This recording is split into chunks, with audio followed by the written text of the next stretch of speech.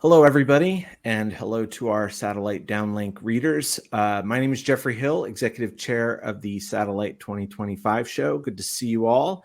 I'm here today to introduce you to a couple of my associates and colleagues who are working on our new GovMilSpace program, the Expanded Government and Military Forum that is part of the satellite program that also has its own dedicated exhibit hall space, the GovMilSpace Pavilion at Satellite 2025.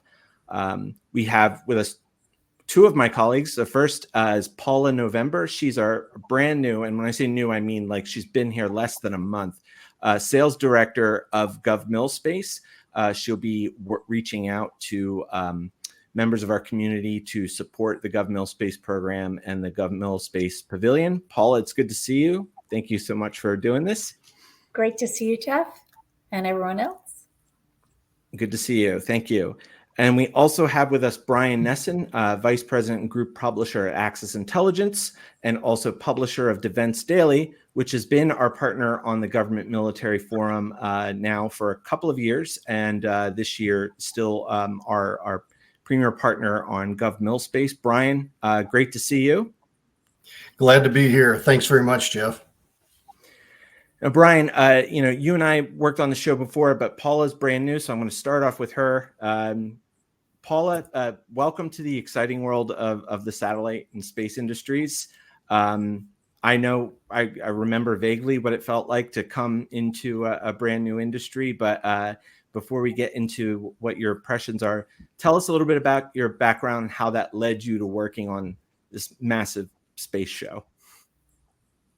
Fantastic. Thank you, Jeff. I'm excited to be a part of the satellite team in the industry overall. I have an extensive background in the trade show industry, working on established brands as well as launching new brands here in the US from overseas markets in the EMEA market. And I've worked with many sponsoring companies to really understand what their objectives are for the shows and build out customized packages. My experience with launching new events and working closely with sponsors and exhibitors led me to GovMilSpace and the co-location with Satellite in 2025, working within the space and technology industry. So that's how I got to GovMilSpace. Excellent. What are some of your first impressions? I mean, working with we've already, I know you and I have already spoken with a number of people in the industry. What are your thoughts? Well, my first impression was, how cool is this? I get to be a part of this incredible launch with the GovMilSpace. Joining a new industry is both daunting and exciting all at the same time. There is so much to learn, but that's the fun part. The satellite team, our clients, industry professionals have all been incredibly welcoming, and I'm looking forward to working with everyone to make the GovMilSpace a success. Thanks so much, Paula. And just so you know, as I mentioned at the top, GovMilSpace is an expansion of the Government and Military Forum program we had at Satellite. And the reason we expanded it is because government and military audiences are growing faster than any other market for satellite. And we need more room for all of these people. We also want to cover more technology in the non-satellite space realm. We still are focused on MilSatCom and space security, but we'll also be including topics such as human space exploration, space security, and space solar power, AI, ML, lots of exciting stuff in the program. And with that said, I'll turn it over to our next guest, Brian. It's great to be partnering with Defense Daily again for the government military program, and this year for GovMilSpace. Can you talk to us about Defense Daily as the publication? It's a sister, we call it the sister publication of Via Satellite, but what do you guys cover, and who are your readers and reporters and editors? Yeah, thanks, Jeff. We're very excited to be involved in the upcoming Satellite 2025 event for our third year in a row. Defense Daily covers all aspects of the defense sector with an emphasis on budgets, contracts, and key technologies serving all branches of the military. We report on this daily through the Defense Daily newsletter, as well as through our Capitol Hill report and our newest title, our Military Space Update. As far as the type of people we reach and that audience, as a paid subscription, Defense Daily reaches military leadership management with the largest primes and subs, and government officials involved in defense committees and budgeting. Since it is a paid subscription, it tends to reach a little bit higher echelon. Not everybody's either able to afford it, or depending on your level within the company, a company may not allow you to subscribe to it. So it helps us ensure that we're reaching the highest audience in these sectors within the military market. Pardon me. As far as our team is concerned, John Robinson has been leading the Defense Daily editorial team for more than 25 years while still serving the U.S. Navy. Kel Bisecker has been reporting for Defense Daily for many years as well, and he produces our military space update, that newsletter I mentioned a moment ago. He works closely with Frank Wolf, who covers Air Force, including Space Force. And of course, we have Matt Beinert, we have Rich Abbott, we have other editors and stringers scattered about the world to cover the industry. Excellent. And talk a little bit about your collaboration with Satellite. You were a partner last year. You ran the Government Military Forum sessions on Monday, which you're doing again this year. You're going to be opening day. Tell us a little bit about that collaboration, how it went last year. I just remember there being no room to sit down. You're absolutely right. We've definitely hit a nerve here. We're seeing more and more military and government contracts in the space and satellite markets. To that end, we've been working closely with the editors of Via Satellite to share information that's valuable to the satellite market and to the military and defense market. That content collaboration is what led us to the half-day program at Satellite 2023 a year and a half ago. And it was new for all of us. You and I worked together on that, Jeff, and we weren't sure what would happen. The initial feedback sounded promising, but as you mentioned, when we got there, that half-day program was standing room only. It was absolutely packed, and we knew we had hit a nerve. So preparing for Satellite 2024 this past March, we increased that to a full-day program. And once again, it was absolutely full. The response to it has been tremendous. And I believe you'd shared with me that these sessions were among the highest attended sessions in the history of the satellite program. So we are very excited to see what's going to be coming for March of 2025. Excellent. And we'll come back to that in a minute. But Paula, in your short time here, you've talked to a lot of people about GovMilSpace. How are people responding to Satellite launching like this larger and eventually a standalone government military space show? How is GovMilSpace unique from the other space shows that some of these people are familiar with? Well, we're getting a great response so far. Most people understand that there is government and military representation at Satellite, but it was getting lost in the noise of our other content and markets. There is a real opportunity within the government sector and creating an event that caters specifically to them and their needs. What is setting us apart from the other events is, first, we're partnering with both Defense Daily and the Satellite Industry Association to create this program. They represent two sides of the same coin, allowing us to make a more holistic discussion take place. And second, with GovMilSpace co-located with Satellite, we're still breaking down the silos and bringing the entire community together. GovMilSpace spotlights companies providing technology and services to the government. However, the greater conversation and networking across all the markets can take place. Excellent. And as you mentioned, the Satellite Industry Association is also returning as a partner and will be running the GovMilSpace sessions on Tuesday and Wednesday. And the program extends Monday through Thursday. So very exciting to have them back as well. Brian, what do Defense Daily readers in the GovMil sector value in a conference from your perspective? Like, what topics are important for them right now? Yeah. I would say to start this part of the conversation, we need to look at the delivery mechanism. So we do a great job of providing information on a daily basis to the market, and the response to that's tremendous.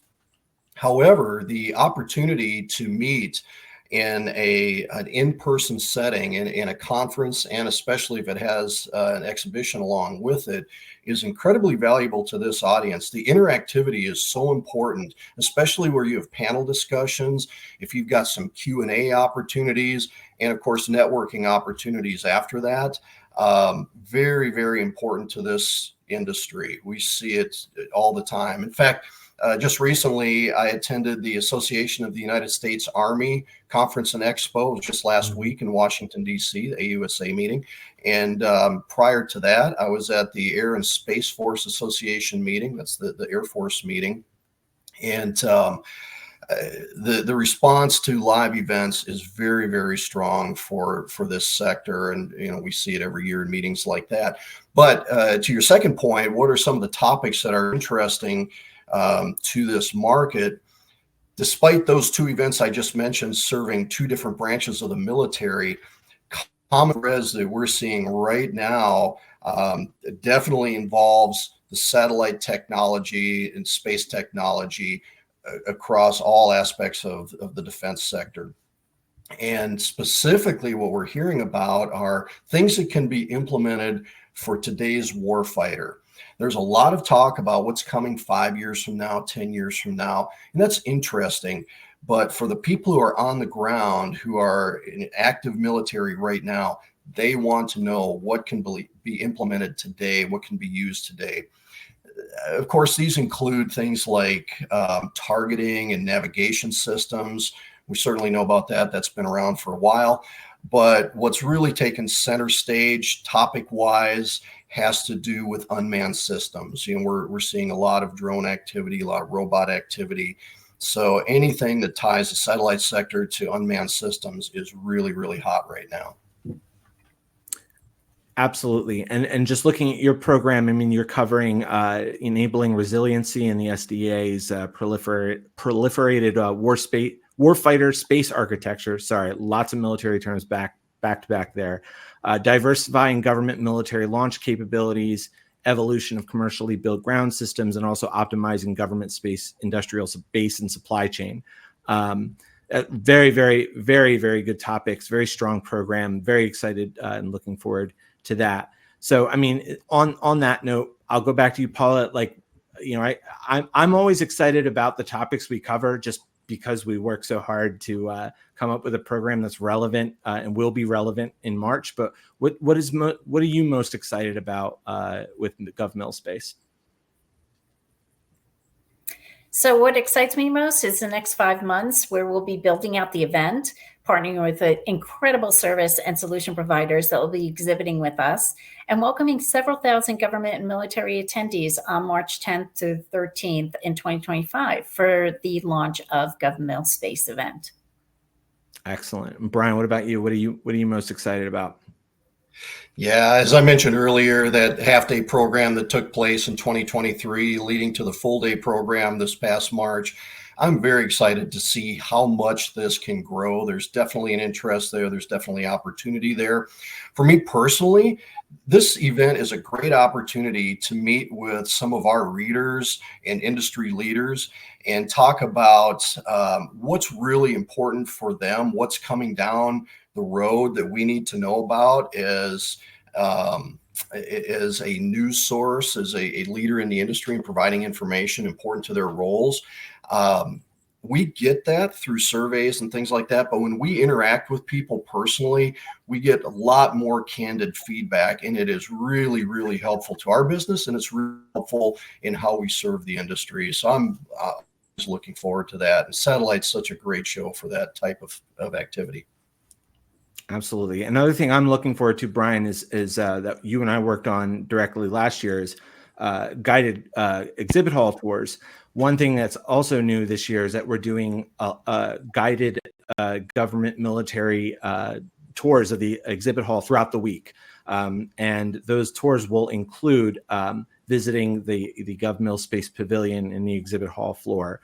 We're also doing tours in other markets too. We're also doing a mobility tour, a tour for first-time attendees only, a tour for people who are in the telco and terrestrial cellular world. So very excited about that as well. Paula, Brian, how do people get in touch with you if they're interested in participating in the GovMilSpace program? Let's let Paula go first. Okay, I'll go first. If you'd like to contact me directly, below is my contact information, or you can find us on govmilspace.com. And I look forward to hearing from everyone. And we got Brian's contact information too. Brian? Yep, thank you. Before I answer that, though, Jeff, sign me up once again for helping to lead some of those tours. That was a lot of fun last year. We met some amazing people, and it was a great program for those who attended. So those tours are really valuable. Best way to reach me, email certainly. You see it here, bnesson@accessintel.com, or that phone number is my mobile number. You can call me, text me anytime. If I'm not on a plane, I'll get back to you just as quick as possible. Thanks, Brian. I certainly will call on you for the tours. Paula, Brian, thank you both so much for talking here to our readers. And we hope this was educational for you, our readers as well. Paula is going to be introducing this new idea this new concept that we have, the new conference program we have, to so many people. And, watching this video will give you at least a foundational understanding of what we're trying to do. We already have more than a dozen speakers confirmed for the program, and that spans across government and military and the private sector. So please check out the program. We're making updates on that every day. Once again, my name is Jeffrey Hill, Executive Chair of the Satellite Show of Satellite 2025. Thank you all for watching, and we hope to see you all in March.